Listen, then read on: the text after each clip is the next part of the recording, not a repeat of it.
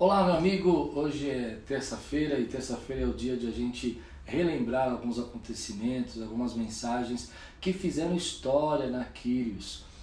Essa mensagem que nós vamos começar foi uma série que nós estudamos em 2017. São 7 mensagens sobre o encontros de Jesus. O primeiro deles a gente vai falar um pouco sobre Nicodemos, né?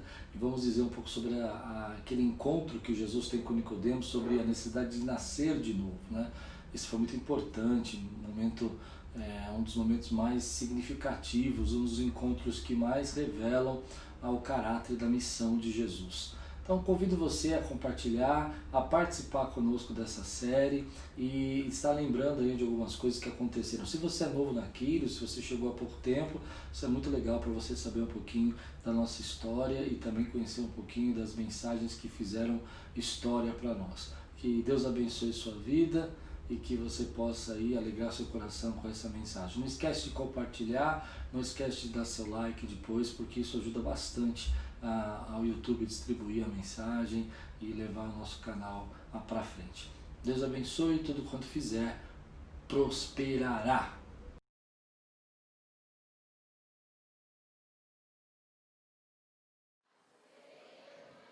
Aleluia! Glória a Deus. Mateus capítulo 4, nós vamos ler o versículo de 1 a 11. Nós estamos numa série Encontros com Jesus. Nós estamos falando de alguns encontros. Eu estava usando como base o Evangelho de João, mas hoje eu quero ministrar na tua vida um encontro de Jesus que João não diz, não conta, mas Mateus, Marcos, Lucas retratam esse encontro de Jesus. Mateus capítulo 4, o encontro hoje de Jesus é no mínimo sinistro, é com o tentador. Escutei um ai. Jesus se encontra com o tentador. Amém? Vamos junto? Preparados? Então Jesus foi levado pelo Espírito ao deserto para ser tentado. Diga comigo, foi levado pelo ao deserto para ser tentado pelo diabo. Depois de jejuar 40 dias e 40 noites, teve fome. O tentador aproximou-se dele e disse: Se és o Filho de Deus, manda que estas pedras se transformem em pães. Jesus respondeu: Está escrito: nem só de pão viverá o homem, mas de toda a palavra que procede da boca de Deus. Então o diabo levou a cidade santa, colocou-o na parte mais alta do templo e lhe disse: Se és o Filho de Deus, joga-te daqui para baixo, pois está escrito: Ele dará ordem a seus anjos a seu respeito, e com as mãos eles o segurarão, para que você não tropece em alguma pedra. Jesus lhe respondeu: Também está escrito: Não ponha à prova o Senhor, o seu Deus. Depois o diabo levou-o a um monte muito alto e mostrou-lhe todos os reinos do mundo e o seu esplendor, e disse-lhe: Tudo isso te darei, se te prostrares e me adorares. Jesus lhes disse: Retire-se, Satanás, pois está escrito: Adore o Senhor, o seu Deus, e só a ele preste culto. Então o diabo o deixou, e os anjos vieram e o serviram. Amém? Feche seus olhos, vamos orar. Senhor, venha com teu Espírito agora falar conosco. Alimenta o nosso coração, alimenta a nossa vida. E em nome de Jesus, traz agora, Senhor, a tua palavra de acordo com as nossas necessidades e de acordo com as revelações que o Senhor tem para nós hoje. Cerca esse lugar com os teus anjos. Traz a tua paz, para que nenhuma palavra seja perdida, para que nós possamos guardar no nosso coração como tesouro, em nome de Jesus. Amém. Você diz amém? Os encontros de Jesus são incríveis. Primeiro ele se encontra, na nossa ordem, com Nicodemos. Falamos lá que necessário é nascer de novo. Depois ele se encontra com a mulher de Samaria, e ele a esperava, e rios de água viva fluirão dentro de nós. Amém, queridos? Depois a gente parou um pouquinho e falou sobre o Getsemane, aquela oração de Jesus, aquele momento que ele sorveu todo o cálice da ira de Deus, e graças a isso nós não temos mais nenhuma condenação, porque em Cristo Jesus nós não temos condenação, amém? Depois nós falamos semana passada que Jesus foi visitar no tanque de Betesda, e lá ele encontrou um paralítico, glória, amém? E todas as possibilidades foram revertidas. Deus é tremendo, né? E hoje eu quero falar com você sobre o encontro de Jesus no deserto. Se você olhar a sua Bíblia, logo no começo, logo no primeiro versículo, está escrito assim: então Jesus foi levado pelo Espírito ao deserto. Esse então, é porque esse texto na verdade começa no capítulo 3. E o que acontece no capítulo 3? No capítulo 3 Jesus é batizado. E diz a Bíblia que quando Jesus está sendo batizado, uma voz aparece, e essa voz diz, não, vamos fazer bonito, vai, e essa voz diz, esse é o meu filho amado, em quem meu coração se alegra.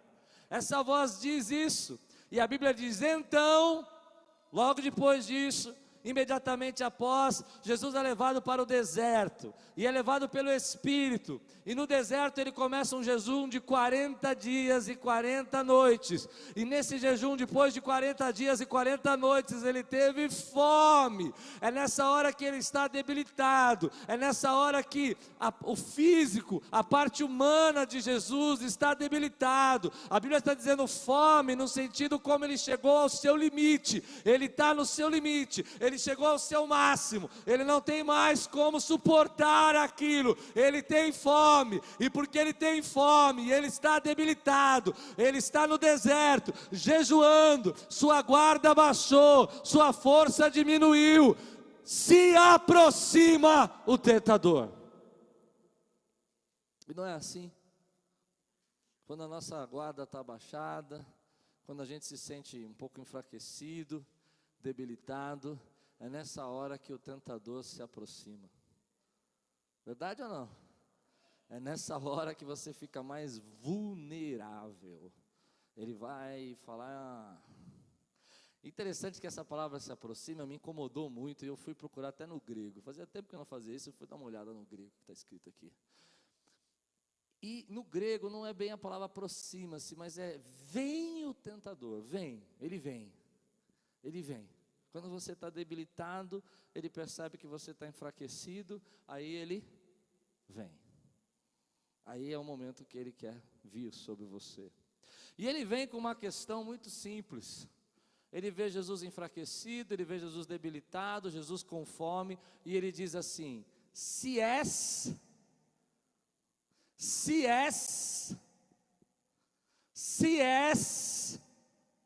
esse se és é a dúvida, é aquele momento que ele lança um questionamento. Jesus tinha ouvido no batismo a palavra, a voz de Deus dizendo: esse é o meu filho amado, esse é o meu filho amado, é esse que meu coração se alegra, esse é o meu filho. E agora ele enfraquecido, agora ele com fome, vem o tentador e disse: se és. O ataque de Satanás é na identidade de Jesus. O ataque do diabo é na identidade de Jesus. Se és o filho, se és, será que é? Será que você é? E aqui eu quero tirar uma lição para a minha vida e para a tua vida, meu irmão. O inimigo vem atacando a identidade. Ele vem fazendo você esquecer qual é a sua identidade. Ele vem fazendo você perder a sua identidade. Todos nós aqui temos uma identidade. E quando nós estamos passando por momentos de dificuldade, de luta, de problemas na nossa vida, o ataque se levanta na nossa identidade. E ele diz: ei, se você é filho de Deus, por que você está passando tanta dificuldade? Se é filho de Deus, por que você está passando essa enfermidade? Se você é filho de Deus, por que você está com fome? Se é filho de Deus, por que você está desempregado? Se realmente Deus existe, por que você está aí passando por essa luta? Se és o filho de Deus, por que você está passando por esse problema? Ei, deixa eu dizer, se você realmente é cristão, Então, por que você está passando por essa prova? Se és. O ataque é na sua identidade, mas deixa eu dizer uma coisa para você, que você precisa saber disso, meu irmão. Você precisa entender, nenhum deserto mudou a identidade de Jesus. Ele ainda era o Filho de Deus, e nenhum deserto muda a sua identidade. Você é filho de Deus, você é filho de Deus, você é filho de Deus. Eu não sei se você já passou por isso, mas algumas vezes na nossa vida a gente passa uma dificuldade, uma luta, e a gente fala: Deus, será que realmente eu fui chamado para ser pastor? Será que realmente essa igreja é abençoada? E Deus fala: ei, deixa eu te dizer uma história. Eu pus o meu filho pelo Espírito no deserto, e lá ele foi tentado na sua identidade, e nenhuma prova, e nenhum problema, em nenhum momento a identidade dele mudou. Ele era o meu filho, assim como você é o meu filho. Quantos podem dizer glória a Deus aqui, meu irmão? Nenhuma situação, nenhuma dificuldade, nenhuma provação pode mudar a sua identidade. Você precisa entender o que eu estou pregando agora, porque é muito importante você entender, querido, que o ataque do inimigo é na sua identidade. É fazer você ser menos do que você é. Você é constituído como nação santa, povo escolhido de Deus. Você é o sacerdócio real. Você é o filho dele. Você é co-herdeiro. Você é chamado para a glória dele. Você é dele. Você é herdeiro de Deus. Herdeiro de Deus. Ele acei, anda lá. Churianda lá, baixei. Quando você passa, querido, uma provação na tua vida, quando você passa uma tentação na tua vida, quando o diabo quer levar você a fazer algo que você não deveria fazer, ele não está apenas te oferecendo um prazer, ele não está apenas oferecendo um momento alegre na tua vida, ele está tentando corromper a sua identidade. Você não entendeu? O que o pecado quer fazer na sua vida é destruir a sua identidade. Deserto não destrói a sua identidade. Provação não destrói a sua identidade. Quantos estão comigo aqui? Luta que você passa na sua vida não muda a sua identidade. O que muda a sua identidade é quando você cede para as dúvidas do diabo. Ele diz: se és filho de Deus, transforma essas pedras em pães. Está passando fome por quê? Você entende? Mas eu quero que você levante sua mão agora, querido. Se você sente a paz que eu sinto nesse momento, diga assim: nada pode mudar a minha identidade.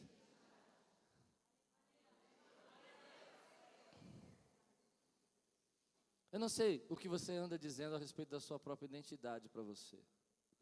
Algumas vezes essa forma como você olha para a sua vida e você diz, você é um fracassado, sua vida é uma vida de luta. Essa é a sua identidade. É o que você diz para você. Mas eu tenho certeza que algumas pessoas olham para a sua vida e gostariam de viver a vida que você vive. Dá para entender o que eu falei ou não? Mas você vai construindo a sua identidade baseado naquilo que você viveu, dos seus problemas, dos seus desertos. Eu quero te ensinar uma coisa. Não construa a sua identidade baseada no seu passado. Construa a sua identidade baseada no seu futuro. Você não ouviu? Tem gente que tampa o ouvido nessa hora, gente.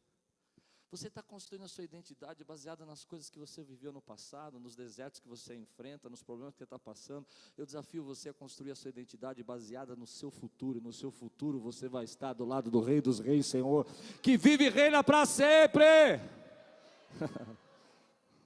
Eu não vou construir a minha identidade nos desertos que eu passei. Eu vou construir a minha identidade no futuro que Ele prometeu para mim. Em breve o Deus de paz esmagará Satanás debaixo dos seus pés. A minha identidade é do lado do Rei dos Reis, porque Ele vive e reina para todo sempre. Ele disse: a casa do meu pai tem muitas moradas. Eu fui lá preparar lugar. Se não houvesse, teria lhe dito.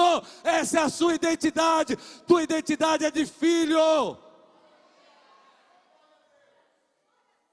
Quantos podem dizer comigo? Eu construo a minha identidade baseado no meu futuro.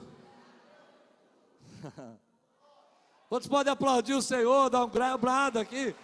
Glorifica Ele.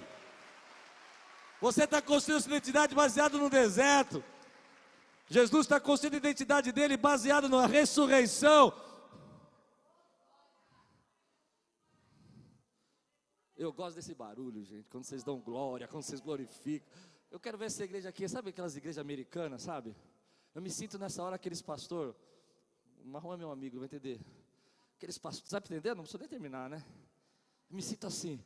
Ele vai fazer, meu irmão, a sua identidade de acordo com o futuro dele.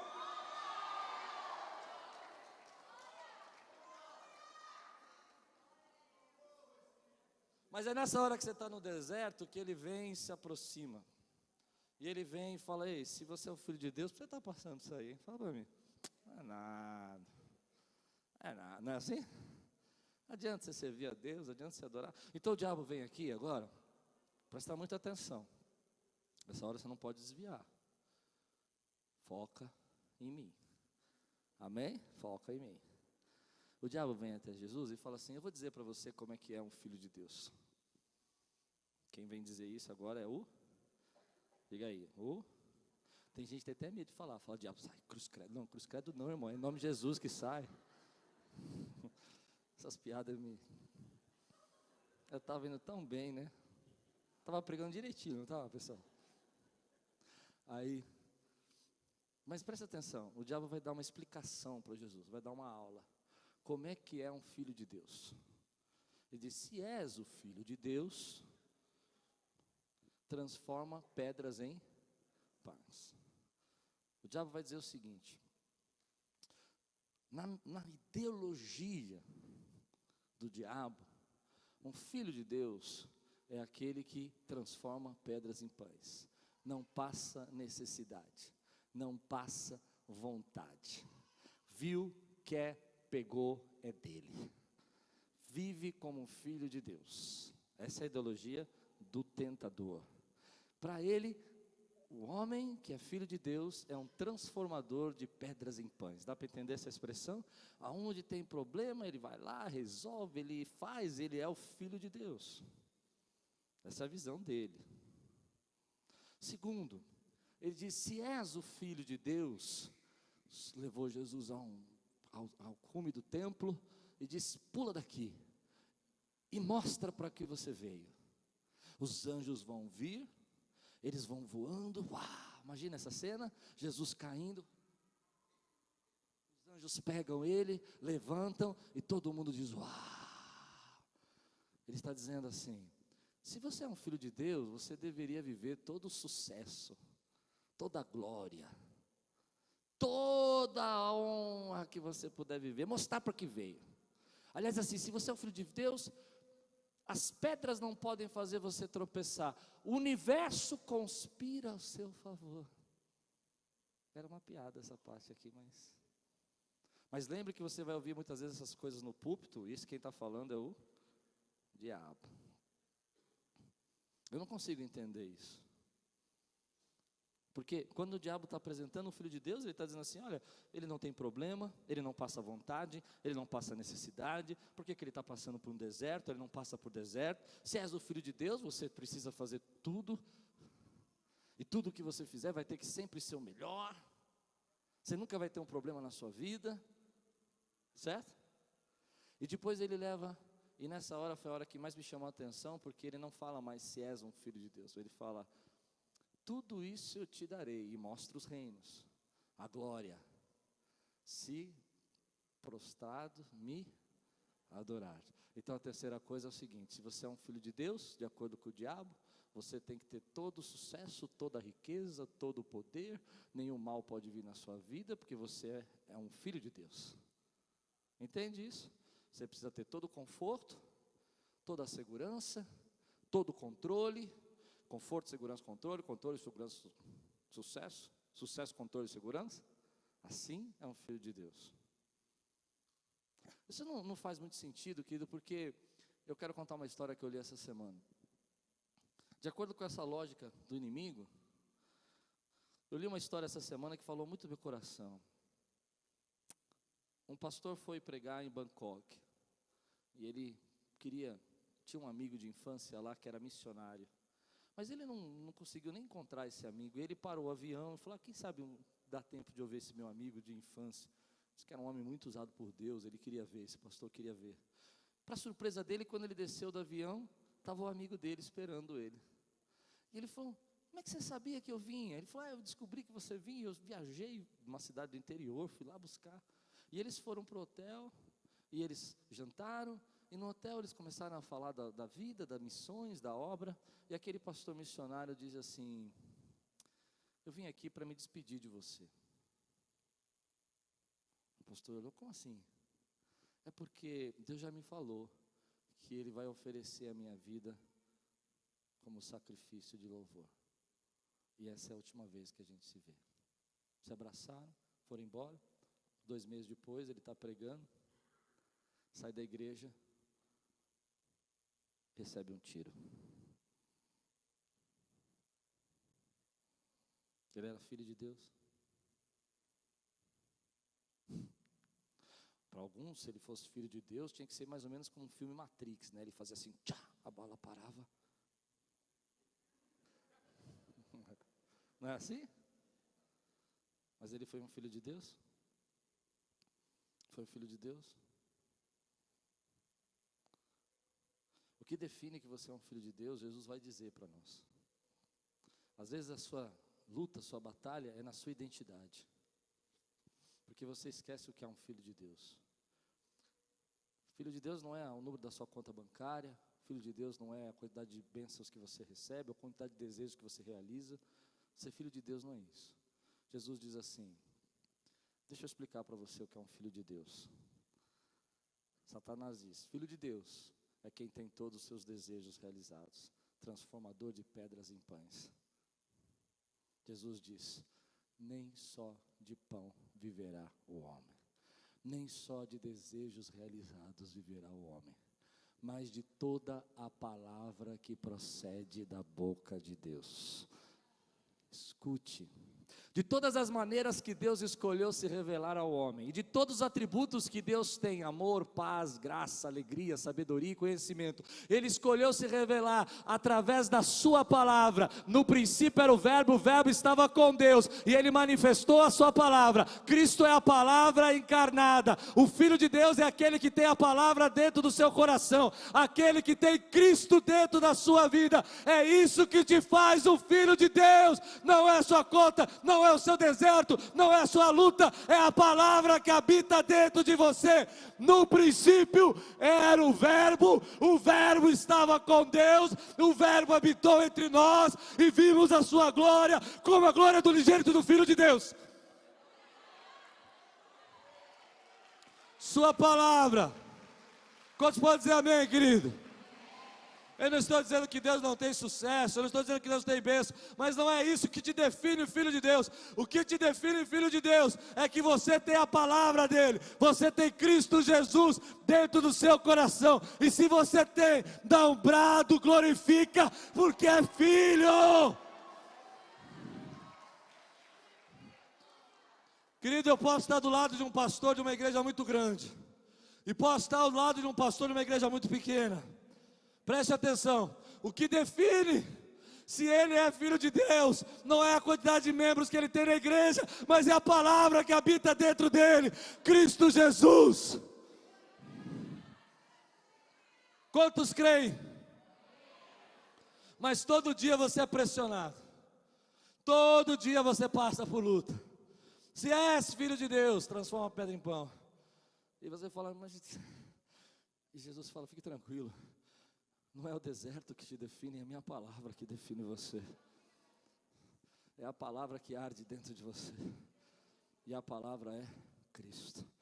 De todas as formas que Deus podia se revelar ao homem, Ele escolheu se revelar através da sua palavra. E o verbo se fez carne. Nem só de pão viverá o homem, mas de toda a palavra que procede de Deus. Quem pode aplaudir o Senhor aqui? Se alegra, meu irmão. Dá um sorriso. Você é filho. Não é o teu sucesso, não é o seu controle, não é a sua segurança, não é o seu deserto que te define, é a palavra. Então, o inimigo levou e disse: joga daqui, mostra para que veio. Os anjos têm que te guardar, o universo tem que conspirar a seu favor. E Jesus disse assim: vou te explicar o que é ser um filho de Deus. Não tentarás o Senhor teu Deus. Agora você precisa prestar muita atenção, senão você não vai entender. Um grego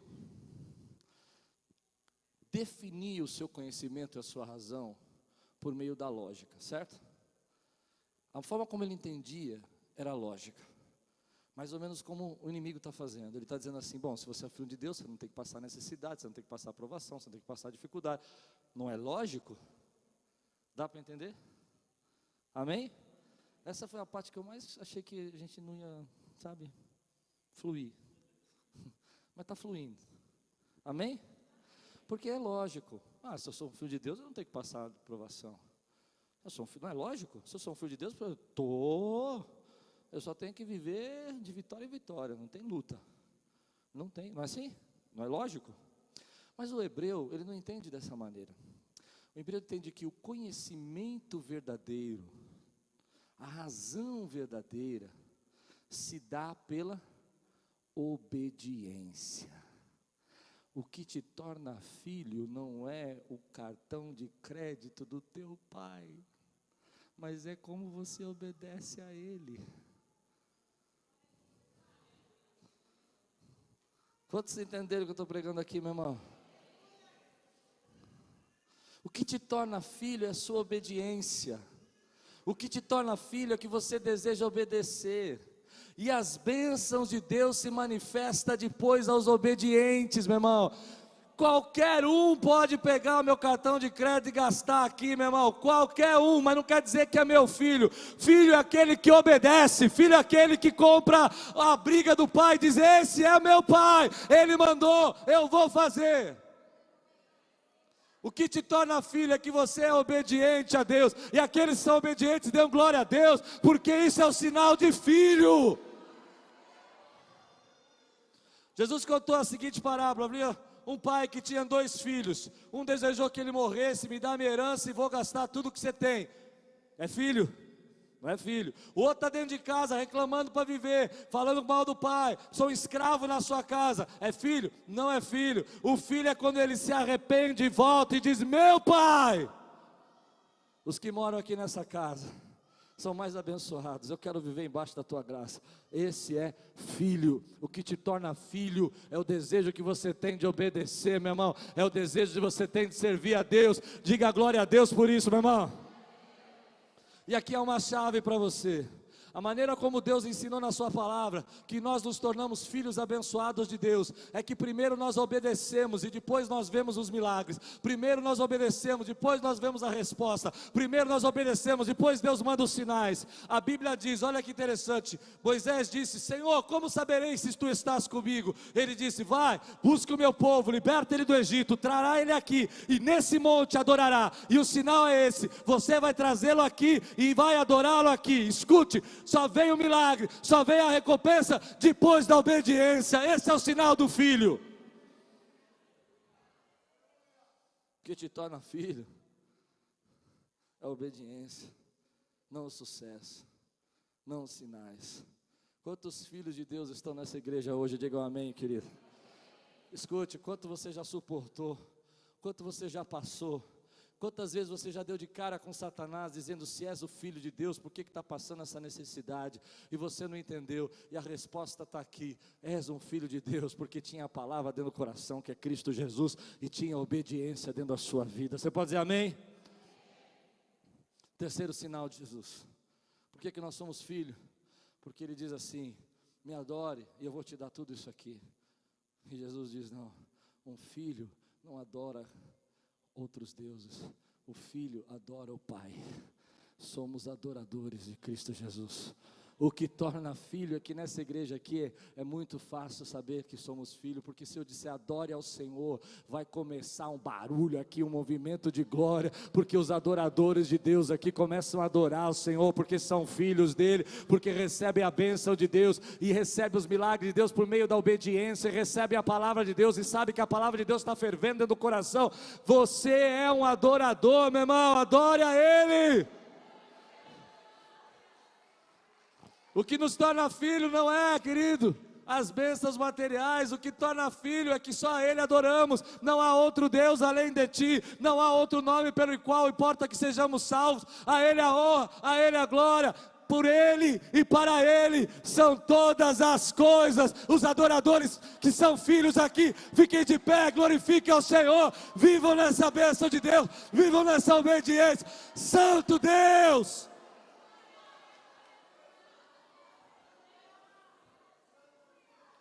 Abre seus lábios, diga: Senhor, muito obrigado. Obrigado, Jesus. Você é filho? Sou filho, porque eu sou obediente, porque eu adoro só a Ele. Não há outra coisa, não há riqueza, não há poder, não há reino, não há glória que me agrada. O que me agrada é a presença dEle, é Ele.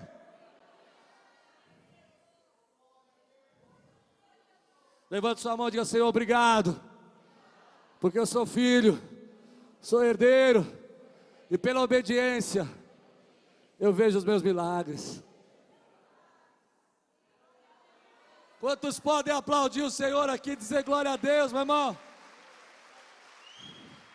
O que me torna filho não é o tamanho da igreja, não é o tamanho dos recursos, não é o tamanho das riquezas que a gente pode conseguir. O que nos torna filho é a palavra, a obediência e a adoração a Ele. Aleluia. Adore, adore, adore, adore, adore, adore, adore, adore, adore, adore. Dê espaço, adore, adore. Se reconcilia, adora, se reconcilia, adora, adora, adora. Você estava sendo tentado, estava sendo provado, passando por tentações, dizendo: ei, se és o filho, por que passa por isso? Adore, adore, adore, adore, adore. Adore, quebre essas tentações, quebre esses ataques do diabo. Adore, adore, adore, meu irmão. Quebre essa fúria do inimigo, lançando você para baixo, quebrando a sua identidade. Adore, adore, adore. Não deixe essa identidade ser mudada de filho. É filho, é filho no deserto, é filho no paraíso.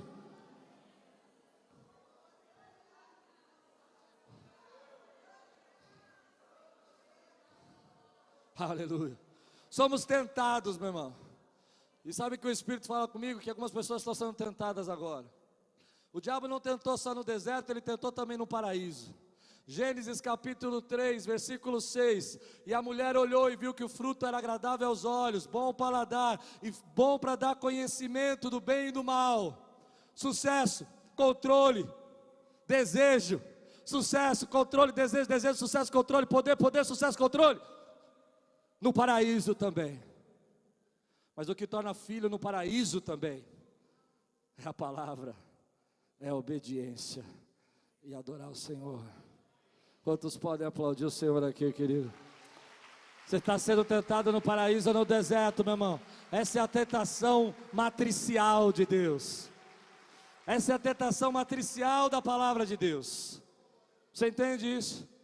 O que o homem busca? Mais conforto, mais sucesso, mais poder, mais controle, mais controle, mais segurança, mais sucesso, mais controle, mais poder, mais segurança. Entende? Está no paraíso, está no deserto. Nada disso define se você é filho. O que define se você é filho é se hoje à noite você diz: Senhor, obrigado, porque tua palavra habita dentro de mim. Obrigado, Senhor, porque mesmo quando eu não queria te obedecer, o Senhor me esperou. O Senhor me esperou. Obrigado, mesmo quando eu não entendia, o Senhor me fez nascer de novo. Obrigado, porque quando o Senhor estava abandonado e esquecido e sem oportunidades, o Senhor disse: ei, toma a tua cama e levanta. Quantos filhos de Deus nós temos aqui, querido? Não é o teu sucesso, não é o seu dinheiro, não são as suas bênçãos materiais que te definem como filho. O que te define como filho é a obediência. Meus filhos são meus filhos quando eles me obedecem. Entende isso? Deixam de ser os filhos muitas vezes, porque quando eles não obedecem, eles saem em rebeldia, eles se distanciam do Pai. Mas aqui, querido, Jesus está dizendo: nenhum deserto muda a sua identidade. Põe a mão no teu coração, diga assim: eu sou. No deserto ou no paraíso? Filho. Pode aplaudir o Senhor, querido. Senta, querido. Glória a Deus. Aleluia. Oh, glória. A nossa identidade, pode sentar, querida. A nossa identidade é constantemente atacada. Você não percebe isso, mas o diabo muitas vezes vem até você e fala: ei, se você é filho de Deus, por que está passando esse problema? E Deus está dizendo para nós assim: ei, fique tranquilo, não é isso que te define. Será que nós somos tentados hoje? Sabe o que eu creio? Hoje de manhã eu tive essa impressão, pessoas que estavam aqui hoje, tristes, angustiadas, pensando se Deus estava com ela. Querido, Deus está com você. Eu vi uma história essa semana que falou muito comigo. Disse que um avô foi ver seu neto no hospital pela primeira vez. Eu não tenho neto ainda, mas eu imagino que deve ser uma sensação linda, né? E quando ele entrou no hospital, ele pegou aquele netinho que ele nunca tinha visto, e ele pôs no braço. Ele nunca tinha visto o neto. E ele sentiu um amor tão profundo. E ele olhou e falou assim: será que alguém no mundo me ama como eu amo você? E algo falou no coração: Deus me ama como eu amo esse menino. Querido, nada muda a sua identidade. Deus ama você. As lutas, os desertos, as provações, o amor de Deus ainda continua te sustentando. Te sustentou no passado, te sustenta nas provações, te sustenta no paraíso, te sustenta no deserto. Ele ama você. E o que eu quero fazer nessa noite é repreender toda a tentação do diabo que está fazendo você esquecer quem você é. Você é filha, você é filho do Deus Altíssimo, e Ele te ama desse jeito. As pessoas podem achar que você não é nada, as pessoas podem pensar de você que você é um fracasso, não importa. Deus olha para você e fala: é meu filho, é minha palavra habita nele. Mas eu preciso despertar você, eu preciso acordar você sobre um assunto muito sério. Nós vivemos um tempo onde, quando nós falamos sobre essa batalha, essa luta, essa personalidade do mal, as pessoas acham que isso faz parte de uma religião muito primitiva. Falar de demônios, falar de diabo, essa coisa não existe. Nós vivemos um tempo onde as pessoas se tornaram tão incrédulas com relação a isso, que elas acham que podem vencer o mal com boa educação, trabalho social e dinheiro. Deixa eu dizer, temos que fazer a obra, temos que fazer boas ações sociais, temos sim que parar a malignidade, muitas vezes por meio de ajuda, de socorro, mas eu quero te dizer uma coisa para você: não é assim que a Bíblia diz que nós vencemos o mal.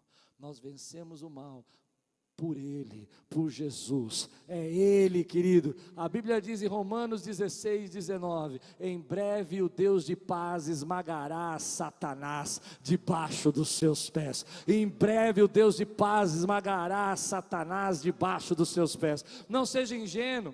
Eu não estou dizendo que nós não temos que ter trabalhos, não estou dizendo que nós não temos que ajudar as pessoas socialmente. Eu estou dizendo que o mal não se vence com boas obras. O mal se vence com a autoridade e a palavra do Senhor. O mal é expulso em nome de Jesus.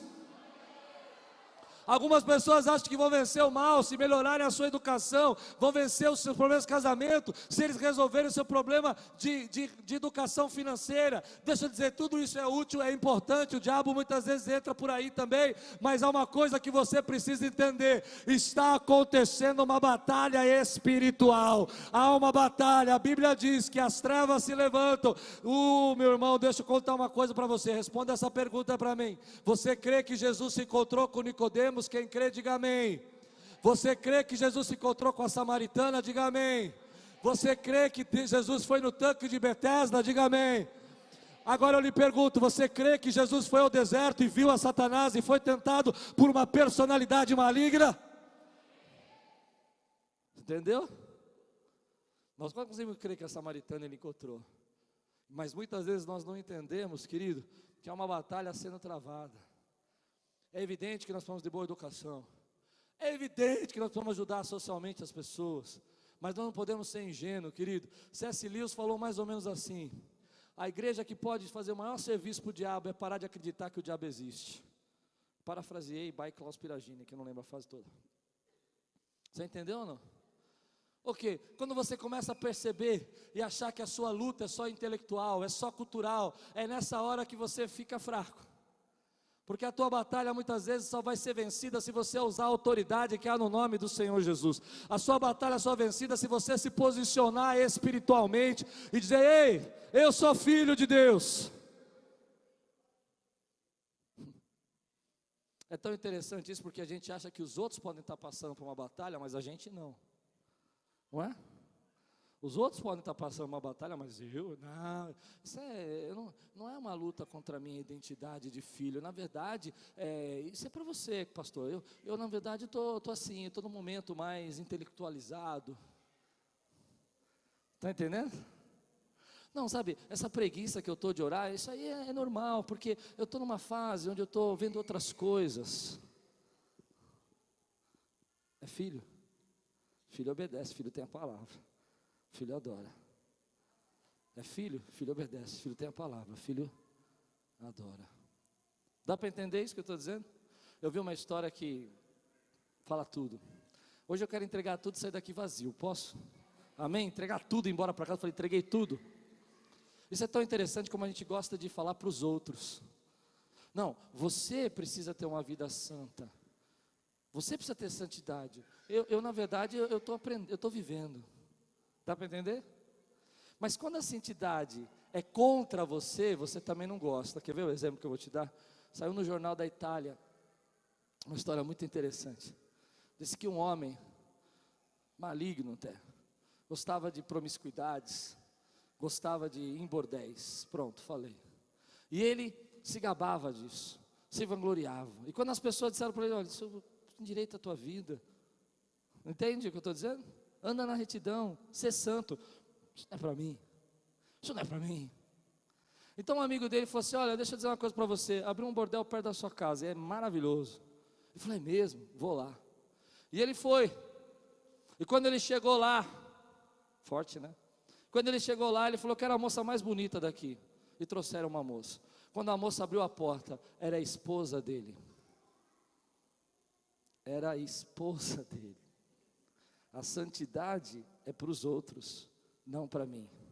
A batalha é para os outros, não para mim. Quantos conseguem entender o que eu estou dizendo, meu irmão? Então ela tinha que ser, ele não precisava. Assim muitas pessoas estão vivendo as suas batalhas espirituais. A Bíblia diz que está sendo travada uma guerra. Quantos creem nisso, querido? É bem verdade que algumas pessoas querem culpar todas as coisas ao diabo. É bem verdade que muitas vezes nós colocamos as coisas que nós deveríamos fazer justamente para dizer: olha, você errou, né? Mas deixa eu dizer uma coisa: não diminua a batalha, tenha discernimento. Os países que tentaram resolver os seus problemas de luta espiritual e começaram a diminuir as suas batalhas espirituais, escute, com intelectualidade, com filosofia e educação, estão sendo bombardeados, atacados, vivendo embaixo de atentados. Porque o mal não se vence só com cultura, o mal se vence com a autoridade do nome de Jesus. No ceticismo, nós achamos que tudo tem um motivo. No ceticismo, nós achamos que não existe essa personalidade maligna, que não existe uma batalha espiritual. Há uma cena naquele filme, daquele homem que comia as pessoas, Hannibal. O brasileiro é Aníbal, né? No brasileiro é animal, Hannibal, que é muito interessante disso. Diz que a policial faz uma pergunta para ele. Olha para o Hannibal e fala assim: o que levou você a se tornar essa pessoa? O que levou você a matar as pessoas e comê-las? Foi sua mãe? Foi sua educação? Foi falta? Ele era um médico. O que levou? Você foi torturado? E ele diz uma frase que é contra esse ceticismo da nossa época. Ele diz: não me reduza às minhas experiências do passado. O que me fez ser assim, fui eu mesmo. Deixa eu dizer uma coisa para você, querido. Nós queremos achar o motivo do mal na psicologia. Nós queremos achar o motivo do mal na falta de educação. Isso muitas vezes nos influencia. Mas escute, o mal é uma personalidade. Ele tentou no paraíso e ele tenta no deserto. Você precisa repreender esse mal. Precisa se posicionar. Mas eu tenho uma boa notícia para te dar. Quantos querem receber uma boa notícia? A boa notícia que eu quero te dar é que esse mal já está derrotado na cruz do Calvário. É que esse mal, meu irmão, não é igual nem do mesmo tamanho de Deus. Nosso Deus é criador, Ele é criatura. Esse mal está debaixo dos pés do Senhor. Esse mal, não se engane, não tem o mesmo poder. Maior é o que está em você do que o que está no mundo. Se levante, se posicione, meu irmão, vença esse mal, repreenda. A boa notícia que eu tenho para dar a você, querido, é que Deus te tornou filho, te deu toda a autoridade, e com Ele você é mais que vencedor por Cristo Jesus. Aleluia. Você não precisa andar amedrontado. Você não precisa dizer: ai pastor, esse sermão foi muito difícil, eu não vou conseguir nem dormir à noite. Porque maior é o que está em você do que o que está no mundo. Querido, levante sua mão e diga: maior é Deus na minha vida. Você é o filho. Então Satanás se retirou e os anjos vieram servi-lo. Eu creio, meu irmão, que agora que você está recobrando a sua identidade, está se lembrando do quem você é e que maior é Deus, está entendendo, os anjos do Senhor estão entrando nesse lugar, estão servindo as nossas vidas, estão restaurando, tirando você do deserto. Quantos podem aplaudir ao Senhor, glorificar o nome dEle? Oh meu Pai, Senhor, meu Deus, faz a gente entender. A gente precisa entender. Quantos entendem isso? Precisamos entender, meu irmão. No ceticismo, nós queremos jogar culpa na psicologia, na falta de educação, como se não houvesse uma agência. Sabe o que me preocupa nessa guerra? É que pode ter toda a cultura que os Estados Unidos têm, pode ter toda a inteligência que os Estados Unidos possa ter, mas não se engane, querido. A Bíblia fala que há principados e potestades, governos de reinos. Não é isso que a Bíblia fala em Daniel? Quantos que já conhecem a passagem? Não conhece a passagem? Daniel, não é? Nós temos que orar, meu irmão. A gente não sabe o que está por trás daqueles dedinhos chamados Trumps. Trump 1, Trump 2, Trump 3. Você entende? Muito sério isso, meu irmão. A gente não sabe o que está atrás daquele rapaz lá, Yong, não sei o nome dele, coreano, da Coreia do Norte. Você não sabe, meu irmão, a intenção daqueles homens, a malignidade que entrou, o principado que opera naquele país. A gente não pode ser ingênuo, querido. Desperta, se posiciona. Eu oro para que não aconteça nada, e se não acontecer eu vou ficar muito feliz, mas nós temos que se posicionar, meu irmão. A gente não sabe o que está por trás. É muito fácil eu dizer assim: não, mas se ele fosse mais inteligente, mais educado. Não, meu irmão, nós temos que repreender a malignidade na autoridade que há no nome do Senhor Jesus. Mas eu quero dizer para você uma coisa muito importante para a tua vida, e termino aqui. Vou terminar assim: maior é Deus que está na tua vida.